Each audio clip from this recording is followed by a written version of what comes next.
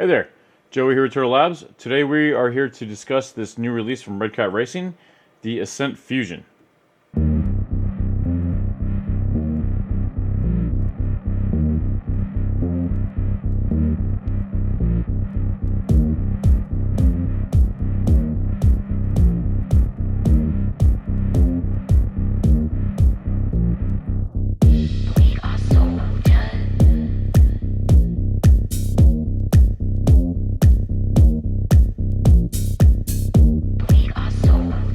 Now, let me tell you, I've been into RC for about 20 years now, and the last time I was this excited about an RC car was with the release of the TRX4, which was pretty amazing. From what it looks like, Redcat went and released the Ascent, read everyone's feedback, said, hey, hold my beer, and then all of a sudden this amazing creation was released. Also, Redcat, if you're listening, please stop releasing new stuff. My wallet is feeling a little light these days. I mean, it's cool, but, I got to pay the bills and put food on the table. All right, let's go over some details on this thing and discuss why this little truck is so revolutionary. And make sure and stick around to the end to see some crawling action on our little crawling course. Okay, I'm a huge fan of the fun and drivability and aesthetic of just a minimalist rig. I do love like a scale rig with fenders, but most of my rigs end up being waterproofed and stripped of everything unnecessary for trail riding fun. And I was actually about to order a bunch of parts to build my next minimalist RC crawler, and then Redcat went and released this thing. Not only does it look amazing, but with all the specs on paper, this thing should perform really well just out of the box. With that said, I'll probably build that rig at some point, just because I'm stubborn, but I don't know that it's going to be better than this, honestly. I mean, for 400 bucks, if you bought a standard Ascent 1/10 scale rig and added all the parts on it that make it this, you'd be way over 400 bucks. I mean, the Fusion SE alone retails at like $80. Anyway, this is a very solid little truck, and it features 3mm wide chassis rails, which is really substantial.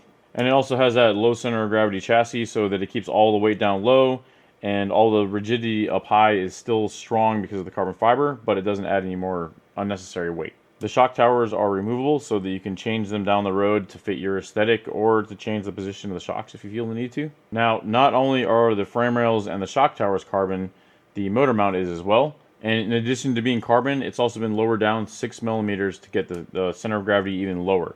If you consider the weight of this rig, the motor ESC combo is a pretty substantial amount of the rig, and to get that as low as possible is a big deal.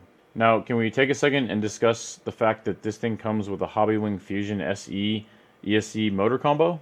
I mean, a $400 crawler out of the box with this quality and a 2-in-1 motor ESC combo that retails at $80? Come on.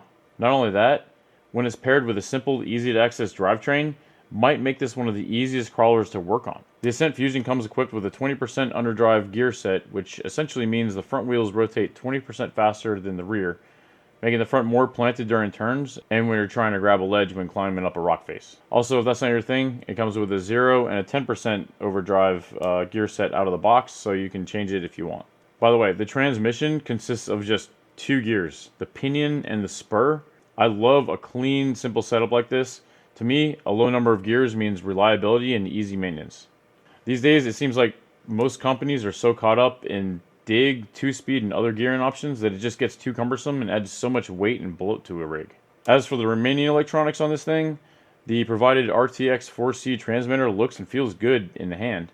It's not just another rebranded generic radio like on the Ascent 18 and many other affordable rigs. The radio has a Redcat logo cast into the mold and has some nice rubber grips. I've got kind of smaller hands, and one-hand control isn't difficult.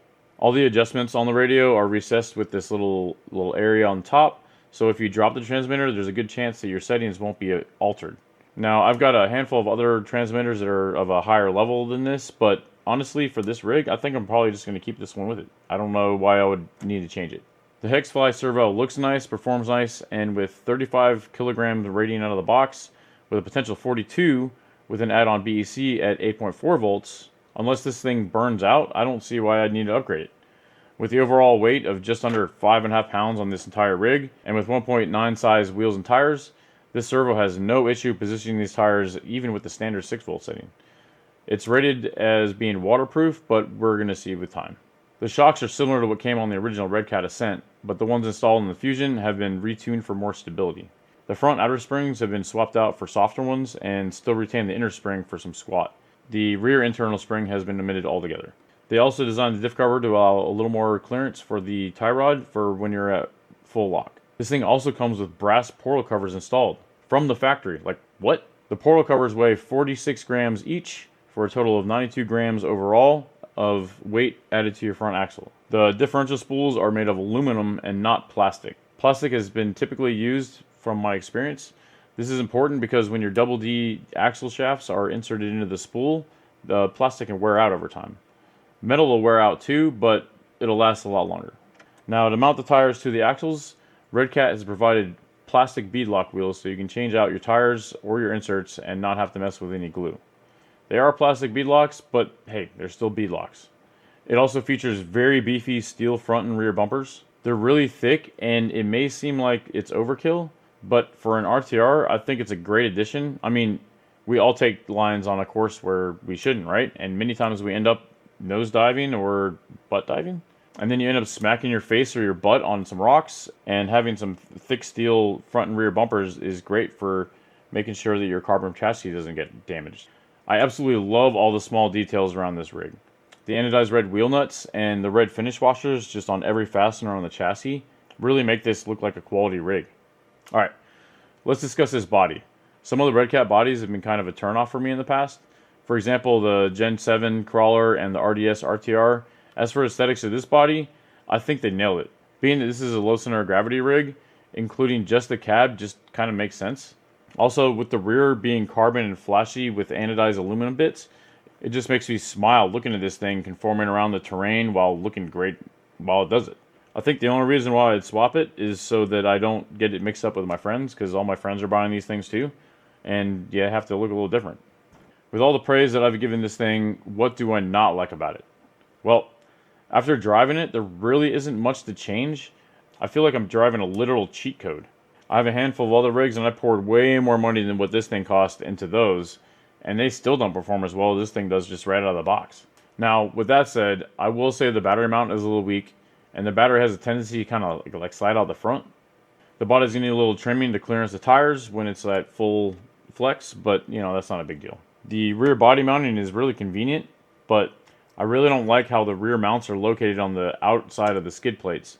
This gets in the way of battery mounting, and I wish Redcat would have made the rear mounts like inboard of the frame rails instead. This would have made for much better battery mounting options and a little more room for electronics if you want to mount them on the skid plates. I mean, really, in the end, this thing checks all the boxes of all the needs of a general RC crawler, and it only needs small changes to suit the preferences of some individuals. If this Ascent Fusion was offered 6 years ago when I bought my first TRX4, that would have been a no-brainer to just buy this instead. Anyway, thank you for sticking around to the end. I know there's been a lot of talking, and as always, thank you for watching, and I'll see you in the next video. Make sure and stick around for the crawling footage coming up next, and please take a moment and check out some of the links below for some cool RC-related things that I make, and some Redcat affiliate links for purchasing one of these beasts for yourself. Alright, thank you.